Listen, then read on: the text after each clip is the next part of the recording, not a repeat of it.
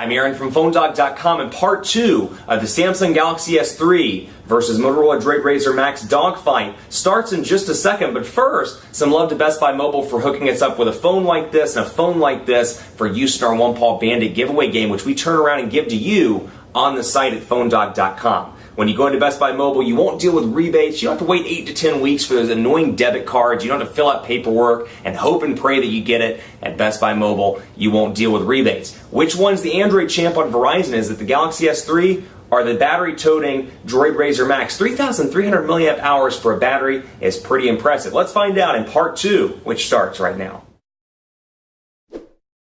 Part 2 of a dogfight battle between what is arguably two of the highest-end devices on Verizon for a couple of different reasons. One is the Samsung Galaxy S3. This thing is receiving a ton of notoriety due to the launch a couple of months ago. It's a great all-around Android phone, one of the best on the market right now, thanks to a great combination of specs. Dual-core processor, 4.8-inch display, 8-megapixel camera. Go back and watch part 1 if you want the full spec list, but it's got almost everything you need in a device. 4G LTE, 2,100 milliamp hour battery. It's one of those devices that, much like the Evo 4G years ago, we kind of, when it was launched, we were kind of like, wow, this device has everything we need. I can't really think of a problem with this device or any sort of issue or anything that's lacking. The battery's too small, etc., etc., etc. Then you have the Motorola DROID RAZR MAXX over here with a 1.2 gigahertz dual-core TI-OMAP processor. And though it's a couple of months old, it's great for two reasons. One, it just got updated to Android 4.0 ice cream sandwich with Motorola's new user interface that, as a result of their purchase by Google, seems to be, and it could,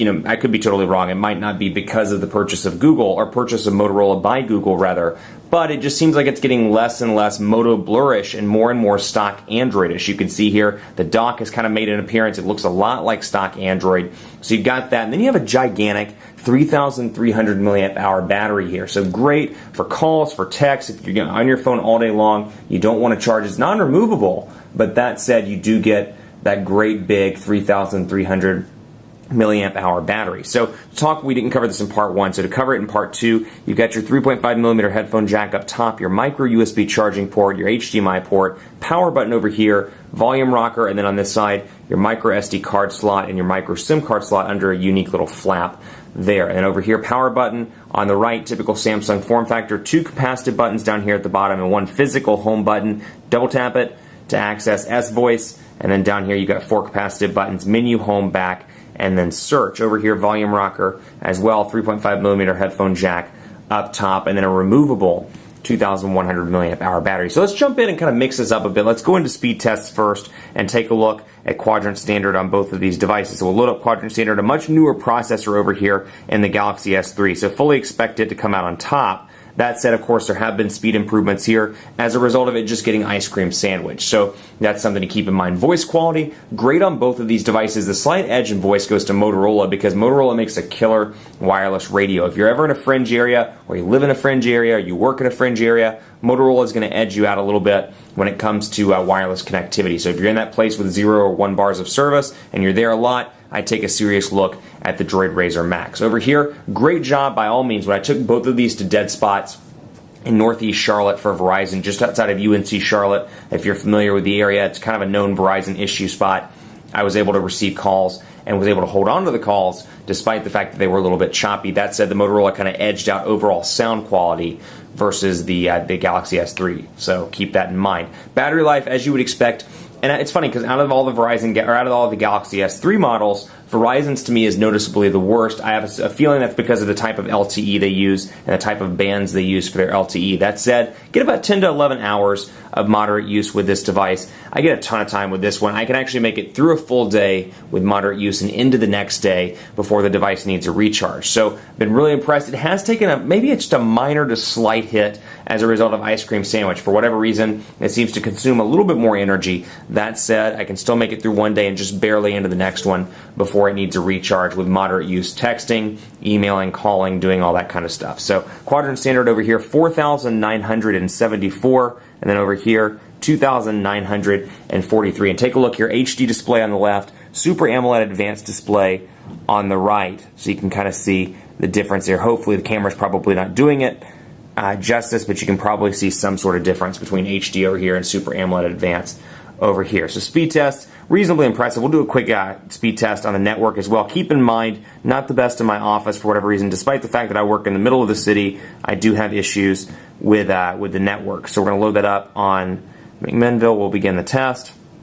And then we'll load this one up as well so you can see what it looks like. So again, not typical Verizon LTE speeds. Typical Verizon LTE speeds should be between 5 and 12 megabits per second in saturated markets on the download. So 0.39, obviously not an accurate indicator. And then even over here, 1 megabits per second. But you can kind of see the frustrations that I deal with in my office. So 0.41 over here, 0.61. We'll let this roll out. But again, take these with a grain of salt. They're not indicative of true LTE performance. Like I said, 5 to 12 megabits per second for saturated markets. But you can see that is what I get in my office space, my friends. And that's taking too long. So we're going to pull those out and go back here and take a look at browser. So I want to make it through all these different features here. PhoneDog loading up on both of these devices. And you can see, again, kind of a stock look and feel over here with the tabs button. I can access tabs and see PhoneDog and rotate back and forth between PhoneDog and Google. Load right back up, and it's going to bring PhoneDog up. Same thing over here to an extent. You've got your windows, and I can either delete those by pressing or get rid of those rather by pressing the minus button. I can add new ones with the plus button and more. And then, of course, web page is not available. Very interesting over here. Must be a network issue. And then it's loading up over here. Pinch to zoom, despite the fact the page isn't fully loaded. Very responsive. Just press menu to get to your settings, desktop site, bookmarks, share page, find on page, and more. And then over here, since it's not cooperating for whatever reason, desktop view, safe for offline reading, all your stuff can be accessed just by pressing that menu button. And so PhoneDog is loading up. I don't know what's going on with LTE over here, but you can see loaded up over here in our mobile site, our mobile version of our site, I should say, pinch to zoom, very responsive. And then over here, let's just see if we can get this loaded up. I'd love to do a pinch to zoom test with you, but we'll see what we got here. Looks like we may be having some data issues over here. There we go. PhoneDog loaded up, and pinch to zoom, as you can see, very responsive. And because of a larger display, take a look at both of these head to head so you can see 4.8 inches here versus 4.3 over here. The extra screen real estate really does make a difference when you're doing things like browsing the web, you're looking at videos and more. So 4.8 inches, I still feel like, you know, it's a bigger display. Some people are going to be turned off by the size. That said, it's not as big as 5.3 on the Note or 5.5 inches on the rumored Note 2 or 5 inches on the rumored HTC device. It seems to be a pretty decent size despite being a larger display. The curved edges and thin device makes it easy to hold in the hand. So that's something to keep in mind there. That said, again, you know, even with a 3,300 milliamp hour battery, this thing stays thin and light. And of course, you got a little bit smaller display, but perhaps a little bit easier to hold in the hand. Let's take a look here at camera as well. 8 megapixel camera on both of these devices. I'm going to spoil it for you a little bit. Neither one of these have physical camera buttons, but the winner of this battle easily goes to the Samsung Galaxy S3. I'm going to bring over the HTC Resound, which I've been working with the past couple of days, trying to get the ice cream sandwich update. And I'm going to bring it in so you can take a look here at the image quality. I've got a couple of different great options in here. Not only do I have the flash stuff here, and then of course the ability to change the shooting mode, but I've got some great shooting modes in here. HDR, one of my favorites, Share Shot and Buddy Photo Share. Love these features. We'll go in here and go to Burst Shot, for example. I can take continuous pictures of 20, or I can turn on Best Shot and take 8 continuous pictures, and then once it's done, I can find the best of the 8 pictures and then migrate over into that best photo, and we can say that's the best photo. I can hit done and more. I've got some great settings over here, including the ability to change the widescreen video resolution and more. And then I can come over here and then change flash, change exposure. I've got different modes over here as well. Panorama is one of my favorites. So don't get me wrong, you got some different options over here. That said, picture quality easily goes to the Galaxy S3. And I'll take a comparison picture here just so we can get an idea. And we'll take a picture. So certainly a good picture, nothing to scoff at. That said, Galaxy S3 wins in the picture battle, mostly due to some great features. Another one of my features that I enjoy, S-Beam, where if you have to get somebody else with a Galaxy S3, you can take pictures and S-Beam those to other people. Perfect example, I was at a wedding a couple of days ago. Somebody else had a Galaxy S3. I wanted to share some pictures, so I tapped the picture, put the devices together. She put hers up against mine, sync the picture over to her. Very easy, and it saves that time as opposed to saying, hey, I'll email you 27 pictures or I'll text message you all these pictures. You can sync up and share pictures multiples at a time. Just makes it so much easier, and that's not including Buddy Photo Share, where you can go in and you can share pictures in real time. So if you're at a wedding, for example, somebody takes 20 pictures, you take 0 pictures, you both can leave with 20 pictures. So just a lot of options to share. And again, back to what I was saying in part 1, I think as Android becomes, the market gets saturated by Android devices, it's really going to depend on these software features like that set the devices apart. It's kind of like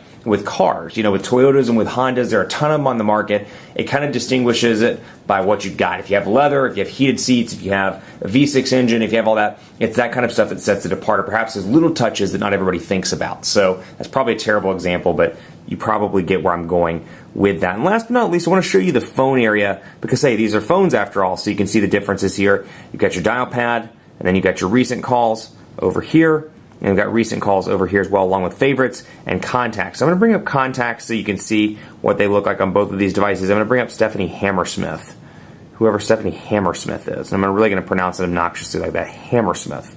And then Phone Dog Aaron with a demo phone number here, so I don't get too excited. But you've got typical ice cream sandwich look and feel over here. Very stock look and feel, despite having some elements of Motorola's user interface. Then over here, love the way this is laid out. Pretty similar, pretty easy to use. You've got a picture shortcut, your calling and texting shortcuts, your connections, groups, and more, all listed right here. So all in all, both of these are great devices. It's going to depend on what matters most to you, like any of these dogfights. If you're more open to web browsing, more open to looking at videos, more open to doing stuff like that, the bigger display of the Galaxy S3 is going to be a win for you. If it's important to have a removable battery, Galaxy S3 is going to be a win for you. If it's more important to have a longer battery, you travel a lot, you're a road warrior, it's all about battery life and overall longevity, and you still want a nice smartphone, the DROID RAZR MAXX is going to be a great option for you, and it's even better now with ice cream sandwich and with a reduced Motorola user interface. That said, the winner of the dogfight by all-around specs, features, and more is the Galaxy S3. $199. This is a steal for $200. You get a great set of features, a great processor, some really just killer software features, and I talk about this in a lot of the dogfights and a lot of the reviews, but I'm just really blown away with the software features on this device, the camera features that I just talked about, software stuff like Smart Stay, battery percentage indicator up here. They've really taken it and they've really just harnessed it and made it their own. And let's be honest, in 2012, with Android being as saturated as it is, it's all about the software features. And hey, you're really buying individual ecosystems. So you're buying Samsung's ecosystem now and Motorola's ecosystem as opposed to just Android. And I think, honestly, Samsung's doing a great job when it comes to building an ecosystem outside of stock Android and what Google's doing. So the winner for all-around features, compatibility, software, and more goes to the Galaxy S3. Much more coverage come on PhoneDog.com. Let me know which one of these you like. If you got the RAZR MAXX, you just absolutely love it. You got the Galaxy S3, you think it's awesome, you think it's stinky, you think this is stinky, whatever the case may be, I want to know. Let me know. PhoneDog_Aaron on Twitter, Facebook, Facebook.com/PhoneDogAB, and be sure to cast your vote for your favorite smartphone in PhoneDog's official smartphone rankings at PhoneDog.com/rankings. If you like these phones, they're both in the running. So cast your vote and let me know which one you like at PhoneDog.com/rankings. Thanks for watching. More dogfights to come in this hot summer of Android smartphones on PhoneDog.com. See you next time.